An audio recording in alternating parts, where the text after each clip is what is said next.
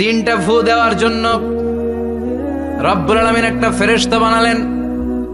ইসরাফিল ফেরেশতা সৃষ্টির শুরু থেকে বিশাল সিংহাটাকে, সাইরেনটাকে, ট্রাম্পিটটাকে দুই ঠোঁটের মাঝখানে লাগিয়ে আল্লাহর আরশের দিকে তাকিয়ে আছে, কবে আমার প্রভু বলবে সাইরেনের মধ্যে বাঁশি বাজা।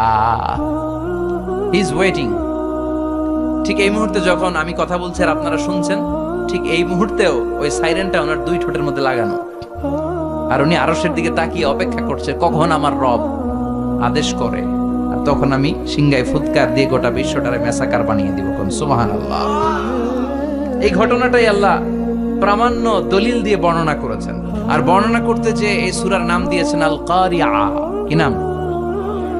মানে বিকট আওয়াজ, ভয়ঙ্কর আওয়াজ, বজ্রনিনাদ, মহাপ্রলয়ের সেদিন এমন আওয়াজ হবে যে আওয়াজ পৃথিবীতে কেউ কোনোদিন আমরা শুনি নাই।